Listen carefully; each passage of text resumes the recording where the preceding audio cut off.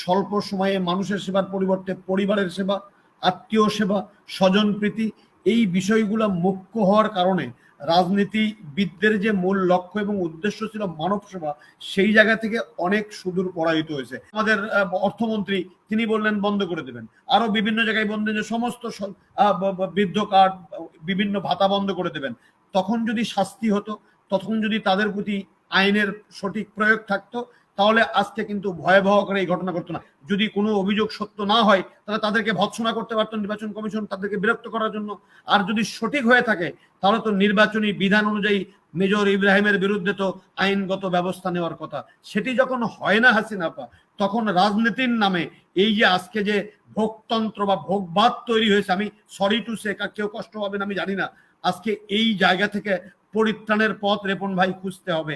গত 15 বছরে বাংলাদেশে রাজনীতিবিদদের হাতে না থাকার কারণে বা বিভিন্নভাবে রাজনৈতিক চর্চাটা সংকুচিত হওয়ার কারণে এবং রাজনীতিটা একটি খুব শর্টকাটে এবং বিনা পুঁজিতে, এটি আমার ধারণা, আপনারা কেউ বিশ্বাস করতেও পারেন, মানতেও পারেন, না পারেন, তবে আমার মতামত যে রাজনীতি মানব সেবার পরিবর্তে, জনসেবার পরিবর্তে বা জনকল্যাণের পরিবর্তে এটা পারিবারিক অর্থনৈতিক উন্নতি সাধনের একটি অন্যতম সহজ পদ্ধতিতে পরিণত হবার কারণে একজন এমপি সর্বোচ্চ রাষ্ট্রীয় পদে অধিষ্ঠিত থাকার পরও তিনি তার ছেলেকে উপজেলা চেয়ারম্যানের মতো একটি ক্ষুদ্র পদে অধিষ্ঠিত করার জন্য এ ধরনের হুমকি ধামকি দিতে পারেন। যদি রাজনীতির মতো করে থাকতো সেটা হবার কথা নয়, কারণ একজন এমপি তিনি তো ওই উপজেলার যতগুলো চেয়ারম্যান হবেন বা তার নির্বাচনী এলাকার তিনি তাদের বস, তিনি তাদের প্রধান, তিনি তাদের সমন্বয়ক, তিনি তাদের মুরব্বী, এটি তো হওয়ার কথা। এবং শুধু এখানেই তো নয়, আমার যে নিজের জেলা বগুড়া, কালকে দেখছিলাম প্রথম আলোতে যে বগুড়ায় সারেকান্দি এবং সোনাতলা দুটি আসন নিয়ে একটি নির্বাচনী আসন, সেখানে বর্তমান এমপি একজন ভদ্র মহিলা, ওনার হাজব্যান্ড এমপি ছিলেন, তিনি মারা যাওয়ার পরে এমপি হয়েছেন 2 টার্মে। উনি একটি উপজেলায় তার আপন সন্তানকে প্রার্থী করেছেন, আরেকটি উপজেলায় তিনি তার আপন ভাইকে প্রার্থী করেছেন। আপনি যাবেন কোথায়? তারপরে আপনি আসেন নাটোরের সিংড়ায়, যেটি নিয়ে আমার রবি ভাই কথা বলতেছিলেন, এখনো যে প্রতিদ্বন্দ্বী প্রার্থী তাকে নির্বাচনী অফিস থেকে অপহরণ করে নির্দয়ভাবে মারার ফলে তিনি এখনো রাজশাহী বিশ্ববিদ্যালয়ে আইসিইউতে আছেন, তিনি এখন পর্যন্ত তার জ্ঞান ফিরে আসেনি। অভিযোগ কার বিরুদ্ধে? অভিযোগ হলো একজন প্রতিমন্ত্রীর শ্যালকের বিরুদ্ধে। তাহলে আপনি যদি দেখেন একজন প্রতিমন্ত্রী, তিনি তো রাষ্ট্রের একটি গুরুত্বপূর্ণ পদে অধিষ্ঠিত, তাহলে তার শ্যালককে বা তার স্ত্রীর ভাইকে কেন উপজেলা চেয়ারম্যান বানানোর প্রয়োজনীয়তা দেখা দিল? কারণ ওই যে ক্ষমতা, ওই যে অর্থবিত্ত, ওই যে খুব স্বল্প সময়ে মানুষের সেবার পরিবর্তে পরিবারের সেবা, আত্মীয় সেবা, স্বজন প্রীতি, এই বিষয়গুলো মুখ্য হওয়ার কারণে রাজনীতিবিদদের যে মূল লক্ষ্য এবং উদ্দেশ্য ছিল মানব সেবা, সেই জায়গা থেকে অনেক সুদূর পরাহিত হয়েছে। আমি আপা এই টপিকটা দেখার পরে ভাবছিলাম, তাহলে আমাদের দেশে কি রাজনীতিটা কি পরিবারতন্ত্রের নামে, মানে গণতন্ত্রের পরিবর্তে কি পরিবারতন্ত্রের দিকে আস্তে আস্তে যাচ্ছে? এক সময় জমিদার তন্ত্র ছিল, এক সময় রাজার ছেলে রাজা হতো, মন্ত্রীর ছেলে মন্ত্রী হতো, তারপরে সম্রাটের ছেলে সম্রাট হতো, তারপরে ইত্যাদি। তাহলে আজকে বাংলাদেশে কি এরকম জায়গায় চলে গেছি যে মন্ত্রীর শালা হবে উপজেলা চেয়ারম্যান, তারপরে শালিকা হবে ইউনিয়ন পরিষদের চেয়ারম্যান, বা একজন এমপির ছেলে হবে উপজেলা চেয়ারম্যান, আবার আরেকজন হবে, যেরকম দেখেন আমার হবিগঞ্জে না কোন জায়গায় জানি একটা জেলা, আমার ঠিক এক্সাক্ট বলতে পারছি না, তিনি স্বামী হলো এমপি এবং তার স্ত্রী হলো জেলা পরিষদের চেয়ারম্যান। তারপরে এই কুমিল্লাতে না ব্রাহ্মণবাড়িয়াতে একজন, এখন কুমিল্লাতে এমপির মেয়ে হচ্ছে মেয়র, হ্যাঁ এমপির মেয়ে হলো মেয়র। শোনা, এটা আমি আরেকটা কথা বলছি যে দেখেন একজন জাতীয় পার্টির এমপি মহিলা, স্ত্রী তিনি, এবং না মহিলা হলো যে আওয়ামী লীগের প্রার্থী হলো যে এমপি, তিনি এখন কুয়েতের জেলখানায় আছেন, এবং তার স্ত্রী আবার কেমনে কেমনে মহিলা দলের মহিলা সংসদ সদস্য ছিলেন গত পার্লামেন্টে। এই যে সব মানে কাণ্ড কারখানা দেখছি, সারাদিন রবি ভাইরা রাজনীতি করলেন, আমার রেপন ভাইরা রাজনীতি করলেন, আমার মামুন ভাইরা রাজনীতি করলেন, কিন্তু ওনাদের ভাগ্যে এমপি উপজেলা চেয়ারম্যান যখন কোনো কিছুই হওয়ার সুযোগ থাকে না, সুযোগ হবে কাদের? মন্ত্রী এমপিদের। তাহলে বুঝতে হবে যে আমার রাষ্ট্র, আমার দেশ, আমার সংবিধান এই যে মুক্ত গণতান্ত্রিক চর্চার যে জায়গাটি, এই জায়গাটি কি রুদ্ধ করে দিচ্ছে আস্তে আস্তে। না হলে তবে এগুলো এমপি হতে কিন্তু বাধা নেই সংবিধানে, আমারও কোনো আপত্তি নাই, কিন্তু প্রশ্ন হলো যে কেন একজন প্রতিমন্ত্রী তার শ্যালককে উপজেলা চেয়ারম্যান করার জন্য উনি তাকে তিরস্কার না করে, আমার রবি ভাই মোটরসাইকেল নিয়ে প্রচার করছে, আমি দেখিনি যদিও এটা আর কি, নিশ্চয়ই সত্য হবেন, যদি হয় সেটা দুঃখজনক, কিন্তু আজকে ইকরামুল চৌধুরী সাহেব যিনি সুবর্ণচর এবং সদর এমপি, উনি যে কথা বলছেন উন্নয়ন শুরুই করবেন না, ওনাকে কি শুধুমাত্র ওনার ছেলেকে ভোট দিয়ে নির্বাচিত করলে উন্নয়ন করবেন, এইটুকু বলা তো সম্পূর্ণ অগণতান্ত্রিক এবং এটি রাষ্ট্রবিরোধী। এবং নির্বাচন যে মানে বিধিমালা আছে, সেই বিধিমালার তো সম্পূর্ণ পরিপন্থী।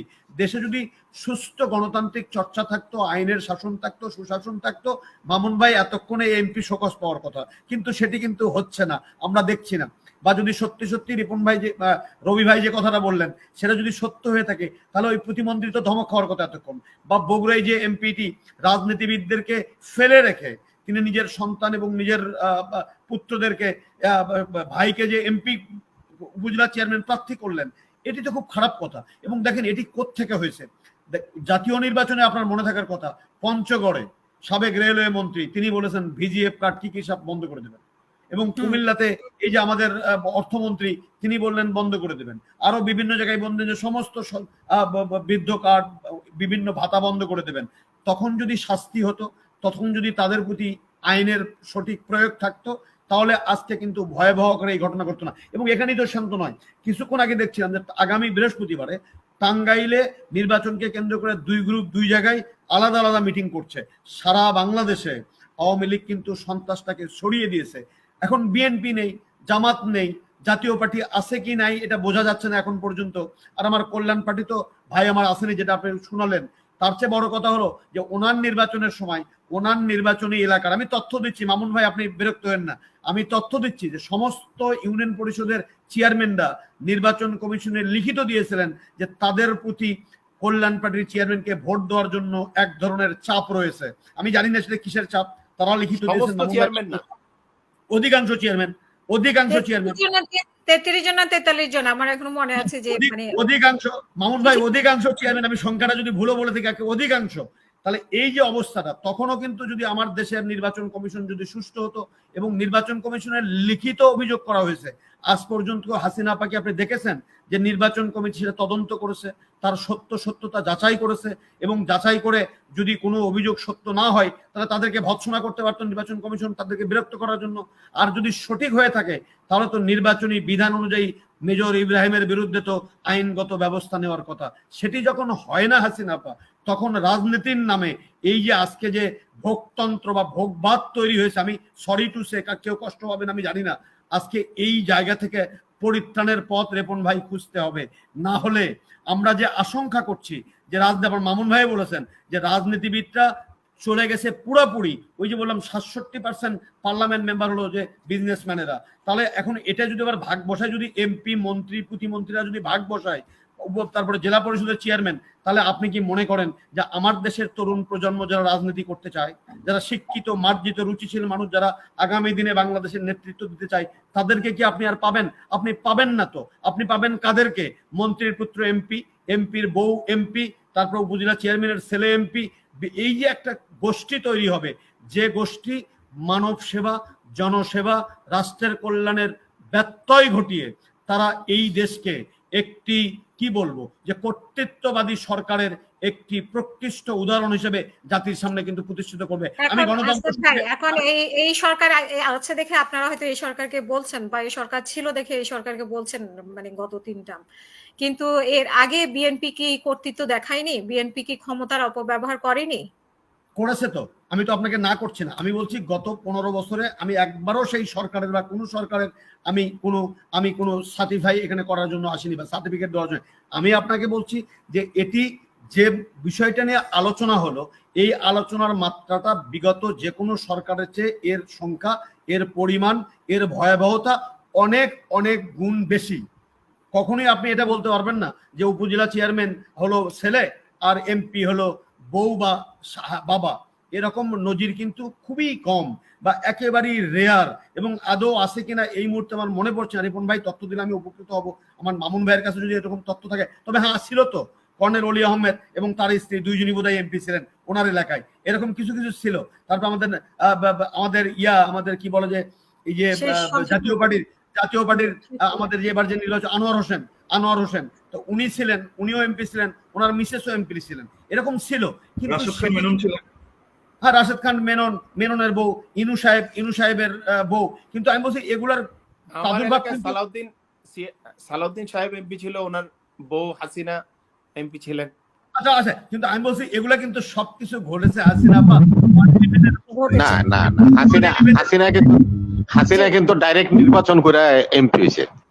না না না, আমি ভাই না আমরা বলছি বউ আর চকরিয়াতে যখন নাকি 111 এর সময় সালাউদ্দিন জেলে ছিল, তখন হাসিনা সরাসরি ইলেকশন করে কক্সবাজারের চকরিয়া আসনের এমপি হয়েছে। না, একটা হচ্ছে যে পরিবারের ক্ষমতাকে ব্যবহার করে এমপি মানে এমপি চেয়ারম্যান এগুলা হওয়া, আর হচ্ছে যে নির্বাচনের মাধ্যমে এমপি চেয়ারম্যান হওয়া, সেটা তো সবাই কিন্তু নির্বাচনের মধ্য দিয়েই হচ্ছে, সেটা সাজানো নির্বাচন, পাতানো নির্বাচন, ভোটারবিহীন নির্বাচন, জবরদখলমূলক নির্বাচন। কিন্তু এই নমিনেশন পাওয়ার প্রবণতাটা বা নমিনেশন দেওয়ার জন্য মন্ত্রী এমপিদের এই যে আগ্রাসী আচরণ বা ভোটারদেরকে হুমকি ধামকি দেওয়া, সংবিধান অনুযায়ী ভোটাররা তো রাষ্ট্রের মালিক, সেই রাষ্ট্রের মালিককে যখন হুমকি দেয় প্রার্থীরা এমপিরা, তখন সেটা কিন্তু আমাদেরকে আতঙ্কিত করে। 111 পরে এই মাত্রাটা বেশি হয়েছে, এটি কখনো হয়নি আমি বলছি না, কিন্তু এই মাত্রাটা অনেকাংশে বেশি হয়েছে এবং যেটি এক ধরনের দৃষ্টিকটু পর্যায়ে জাতির সামনে আবির্ভূত হয়েছে। আমি পরে বলবো এটি কেন হচ্ছে দ্বিতীয় সেক্টরে, আপনার দ্বিতীয় সেগমেন্টে যে গণতন্ত্রের যে বর্তমানের যে চর্চা, সেই জায়গায় যে কিভাবে যে অধপতন বা নিম্নমুখী একটা গ্রাফ যাচ্ছে, সেগুলো তথ্য দিয়ে হাসিনা আমি দ্বিতীয় সেগমেন্টে বলবো। ধন্যবাদ।